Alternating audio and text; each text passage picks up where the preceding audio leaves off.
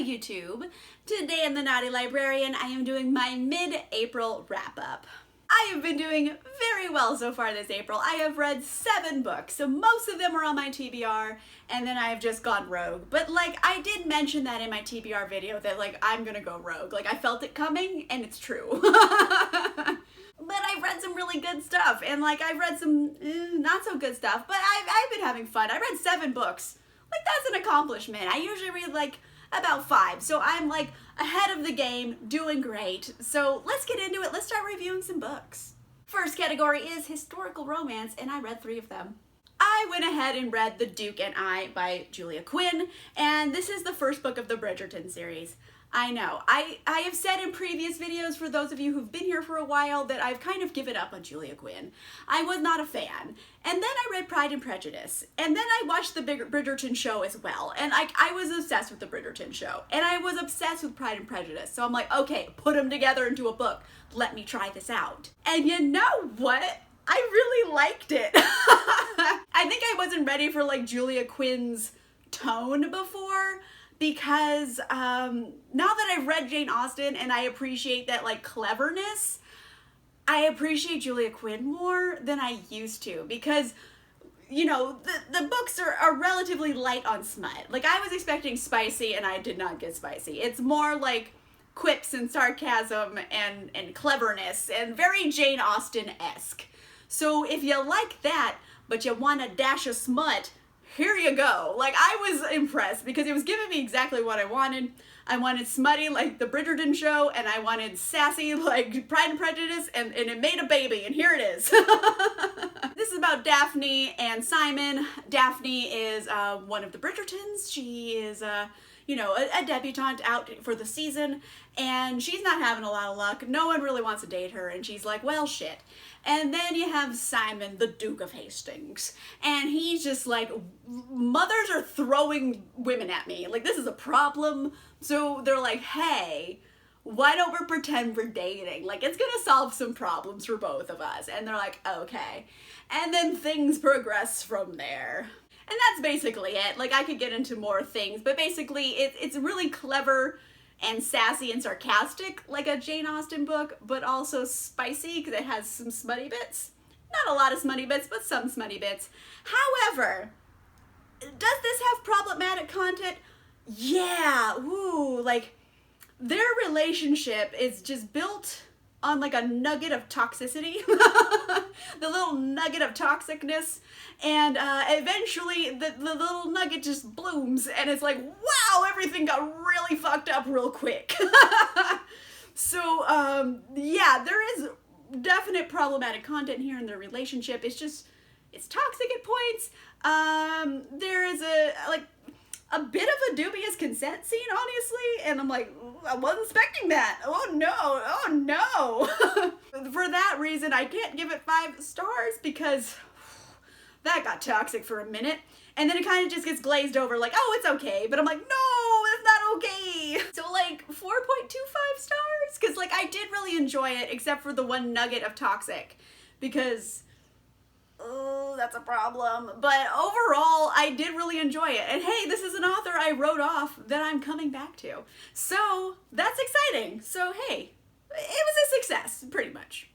I also read The Heiress Hunt by Joanna Shupe. And this was an author that I had read like a novella from before, and I wanted to read more of. And I just recently got this book from the My Guilty Pleasures book crate. And so I was like, all right, you know what? It's her latest release. It literally just came out last month. Let's go for the gold. Let's go for the book she just wrote right now, because it's probably going to be the best, right? And so I went in not looking at anything about any reviews or anything. I just went in and said, okay, let's go. Let's go. And it was funny because as I was reading this book, I was like, I don't know for sure, but I just feel like this isn't the author's best work. Like, I was just reading it like, wow, I don't even think the author's into these characters. And after I finished the book and gave it a 2.5 star rating, I started looking at everyone else and I was like, oh boy, was I right. So like, I just felt vindicated that I was right. I'm like, ooh, this is not her best work. So this is a childhood friends to lovers type of story. You have Harrison and Maddie. Harrison, he was in love with Maddie forever, and then he heard her say, like, he overheard her say that he was a brother and not attracted to him. And he's just like, oh no! And he ran away to Paris for 3 years without saying goodbye. So that's where we're starting off this book, where he just came back home to America. And then he's just like, well, I gotta marry somebody. So he's like, hey, Maddie, why don't you throw a house party? Introduce me to some people. But secretly, he's trying to seduce her. So already, it's just like nonsense and toxic. And I don't like either of the characters. Like, Harrison is just like so high-handed and like never learns his lesson. Like she like Maddie specifically tells him things that like, don't do this because it makes me unhappy. She's very clear about these things, and then he just keeps doing them because he can't learn. However, I'm not saying Maddie's a saint in all this either, because Maddie's just infuriating. She's so dumb. Like, the dumbest human ever. Like, how did she get this far in life? I don't know. Like, she's just, I can't even get into how stupid she is, because there's honestly just too many examples. She's just the dumbest. And I don't mean like vapid dumb, I mean just like completely unobservant. And it's like, how? It's messy, and the relationship to each other is toxic, and I wasn't into it, and I wanted it to be funny, and then it didn't end up being funny, and then it was just like bleh, and then like I called a lot of like things I thought was gonna happen. I'm like, yeah, I called it early on, and it was just like bleh. So like 2.5 stars. Like, it had its moments, and I feel like it wasn't particularly poorly written. It's just, it's not her best work, and I feel like everyone else agreed with that, so I still want to try something else by the author, because I don't feel like this is a good showing of their work. I also read The Raysque by Scarlett Peckham, and this one I really just dived into because Charles from Books on Stereo, by the way, check out his channel, I'll link it down below, he really likes this book, so I was like, okay, Charles, let me try this book out. In the end, I ended up giving it 4 stars, and here's why. This book is an angsty historical romance. It's like Victorian era angst. So angsty, the most angst, and I think what it set out to do was exactly that, and it does it well. And I feel like if you like those kind of romances, you want the drama, you want the angst, you want like the complicated relationship, I think you would genuinely think this is fantastic. So it's written for what it's trying to do very well. It's just, I personally don't like that kind of thing. I'm not into angsty. Like, I kind of went into this book hoping for a rom-com, and boy was I disappointed. Like, not funny, angsty, sad and angsty. But do I think it's a good book? Yes, I think if you're into this type of thing, you're gonna really enjoy this. Objectively speaking, it does what it does very well. Just subjectively, it's not something I tend to go for. So yeah, like, it's a good recommendation from Charles. It is a good book. It just, like, maybe not for me, but like, I appreciate it for what it's doing. I just realized I have said literally nothing about the plot of this book. So this is Serafina and Adam. Serafina is the Raysque. She is a very scandalous woman in this time period who's just like, she's like Samantha from Sex and the City, but in Victorian era, also fighting for women's rights. And she's really smart and like competent and does a lot of cool things, and she also is just like, is a rake, you know, like if like a female rake, that's what she is. And then Adam is very much a buttoned up widower with like little children, and they just have like a very sexual relationship with each other, and you know, it ends up being like a love match eventually, but they both have to work through a lot of like trauma and issues in order to get there. So yeah, like I was saying, it's angsty as all hell, but like a good angsty. Oh, and how's the smut, Amanda? Let me tell you, it's very spicy. Like for a book called The Raysque, you would expect some spice, and I was like, oh, this is spicy. Okay. Next category is YA, and I read 2 of them. I read this huge chonker, which is Chain of Iron by Cassandra Clare. This is the next installment of the Last Hours series. So this is like Shadowhunters doing their shadow hunting in a different time period. Now they are in Gilded Age, so it's like turn of the century, and they, you know, they're shadow hunting. They're hunting demons and saving the world. And this one is definitely the middle book of this trilogy, because everything gets left at like just a fever pitch at the end, and you're like, oh my gosh, everything's just a mess. And it does that just so they can set up book 3, and I was like, oh, you bitch. We're mainly following 3 storylines here, which is Cordelia, James, and Lucy. Cordelia is dealing with, you know, unrequited love, and she has a magical sword, and she has to deal with like family drama and figuring out who she is in this world and all that kind of stuff, you know, coming of age stuff, but also angst and shadow hunting. And then you have James, one part of this unrequited love thing, and he has a demon grandpa who just wants to fuck stuff up. And oh, James, he just has to keep stopping his demon grandpa. What's a boy gonna do? And then you have Lucy, and she's getting into some shit because now she's trying to do necromancy to bring back her ghost boyfriend to life. So, I mean, there's 3 very big plots here, and there's a lot of angstiness. Like, that is very common in a Cassandra Clare book, especially, I mean, pretty much all she writes is these Shadowhunter books, but they're angsty. So much angst, but this is like a fun angst where you're just like, it's drama, but like it's so unrealistic that it's just like fun. I think that's the key here. If the drama is just like crazy, that like I enjoy it more than if it's like, ooh, it's a little too close to home. So yeah, this is like crazy melodrama, and I love it. So there are also parts of this story though that just make me sick with worry. Because mind you, this is kind of a prequel. Like, we have books before this, we know what happens after this book. We have a modern day series, 2 modern day series already, they're out. So we can kind of infer like family trees and like where things might go.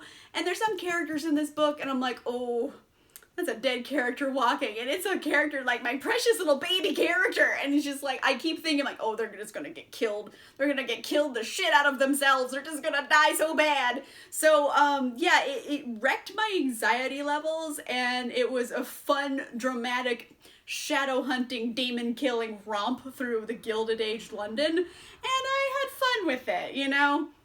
Melodrama for the sake of melodrama. It was fun. I had a good time. I think I gave it like 4.5 stars because for the sheer like campiness of it, I just wanted to get into the drama. I also read Rebel Wing by Andrea Tang, and you know what? I have been sleeping on this book. It's remarkably good. I mean, the cover, not so good. The cover makes it look cheesy, but like legit. I was like, okay, Andrea Tang, like, I want to read more from her? Fuck. Like, I was actually really impressed with this. I ended up giving it 4.25 stars. I could not give it 5 because I think the fact that this is in the YA category held it back. Because there are a lot of really heavy, meaty concepts being, like, talked through and explored in this book, but it doesn't get a chance to explore them enough because I think it's trying to maybe simplify a lot of these meaty, hard subjects for a younger audience. So I'm like, oh, I wish this was an adult book. Like, they could have dug in and it would have been a chef's kiss. Like, ugh. So, basic idea here. This is speculative fiction. This is like, in the future, America after like another world war has happened and now like the country's broken up kind of into pieces. Like there's a like corporations took over in part of it, and then this part of it there's a republic of freedom, and like they're fighting, and also dragons. And I don't mean like dragons in the mythical beast kind of way. I mean like mechanical beasts that come and like breathe fire and like send like neurons whatever like beams of stuff that would come out of a dragon. I don't know science words apparently. We're dealing with this girl in particular named Prudence. She's kind of a, I don't know, like a rascally character. She sells contraband media for an extra buck on the side. And then one day, she's in trouble for selling contraband media. She's running away from, the police. And what saves her? Oh, a giant mechanical dragon. And then that's like a whole other bag of worms there, because now there's a dragon involved. And that's the kind of the gist here. But what it does really well is dig into like generational trauma and how it's passed on to the next generation, and being a child of war and like what's that like, and being, 16, 17, 18 years old, like a young adult, and being thrust into very adult situations where you're like, now I'm the adult because I have to be. And so, these are like meaty concepts to get into. And like, I'm just like, made my brain go off in other directions. Like, that was really interesting to think about. It just doesn't get enough, it doesn't get enough screen time, essentially. I wish they dug in deeper, because the things that they were doing, really good. I wish there was a prequel to this, because like the parents of these characters were like children of this war. Like they came up into being an adult during that first war. Like right now they're kind of in an armistice, and it's their generational trauma of being like children of war passed on to their children, and like how that affects them and like how they saw the world. I would have wanted to see their story during the war. Like that would have been so cool. And then have this come out and be like, what happened to them after that book? And you're like, oh my gosh. So I do recommend this. It's really good, actually. So I definitely want to read more things from this author. I want to see if this author has written anything else besides this book and like a sequel to it that's already out. And if they have, I'm going to find it and read it, because I want this author to write adult books. It's really good. I'm so impressed with this right now. It's mechanical dragons and all that kind of stuff, but like, meaty subject matter. Really good. Next category is contemporary romance. Somewhat. First things first, I have The Dating Plan by Sarah Desai, and you know what? I had a lot of fun with this. Is it like an incredible book? No. Is it light and fluffy and fun? Definitely. This is kind of a enemies to lovers, childhood friends to lovers, second chance romance kind of lovers situation. There's a lot of tropes going on here. You have Daisy and Liam. Daisy and Liam, they kind of grew up together. Like Liam was her brother's friend, and they all grew up together, and they were about to start this relationship, and he disappeared. And, she was heartbroken. And then like 10 years go by, and then like, what? I run into Liam. So Daisy and Liam like finally run into each other again after all this time. And then, wouldn't you know, Daisy needs like to find a boyfriend stat to get all of her aunties off her back, who are literally like throwing dudes at her. Like, hey, this one's good, marry him, blah, blah, blah. And Liam, in order to inherit something from a will, he has to be married. So he's just like, I need a wife stat. And they're like, hey, we could help each other out. So it's kind of one of those marriage of inconvenience type of stories, fake dating stories. And there is some like drama in it that's just like obvious drama, but it's also funny, and it's fluffy and light, and it's got amazing Indian American representation. Like it's a big Indian family, and I was like, oh, I love it. Like all of the aunties and everything. It's so like their family dynamic is great. So it has a lot of really good things that I enjoyed in it. But like, is it incredible? It's not like incredible, but it's definitely like a fun, fluffy read.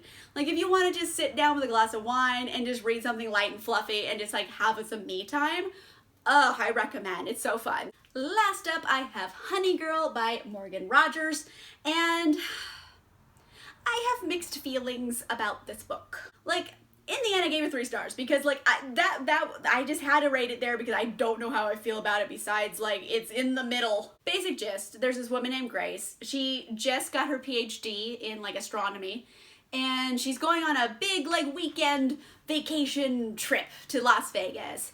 Wouldn't you know, whoopsie daisy, gets drunkenly married to this woman named Yuki. And then eventually, like, she goes to New York to be with Yuki and see if, like, it's gonna work out, because, they're already married. Why not try dating? And she has to grow and, like, learn and, like, change along the way. Basic gist. Some of the writing in this book is very good. And some of the writing in this book is, like cringe. Like, and it's funny because I put some Post-its in here because, like, It's funny because two prime examples of good writing and bad writing are the beginning of chapter 13 and the end of chapter 13. It was like, wow, 13 really showed up here. Here's the bad writing. Like, I'll just read you the first sentence of chapter 13 and you can cringe. Grace is trying to come to terms with her loneliness. Like, did everyone just cringe with me? Like, you're not supposed to tell me how the character feels. I should be able to infer that exact sentiment from the writing and what's happening in the story. I don't want to be told how the character feels. You should show me how the character feels. It's a very rookie mistake. And this is a debut author, so you know what? She might get better from there. But like, oh, telling, not showing. Oh, like, did everyone cringe with me?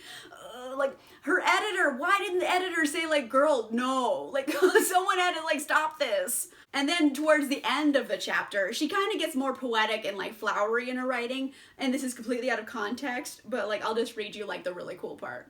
If there is anything she learned with Yuki, it's that it's okay to be the monster, to be the feared creature lurking in the dark with teeth and claws and blood. So those two sentences like are worlds apart from each other, but like that one, great metaphor. I get like her emotional feeling, like how she feels like she's just a monster inside because she's going through some trauma.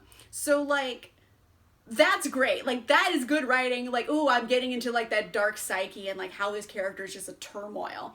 And then the beginning of the chapter is you literally tell me how she feels. And it's like, beginning and ending, that's just prime examples of like the problem and the solution.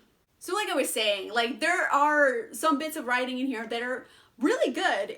Frankly, if you're a millennial going through, you know, your quarter life crisis, you're gonna feel really seen. There's a lot of talk of like depression, anxiety, and just like spiraling out of control because you're a millennial with no direction. Like, you're gonna feel real seen for a minute here. So some of it, ooh, really good. So I feel like this author has potential.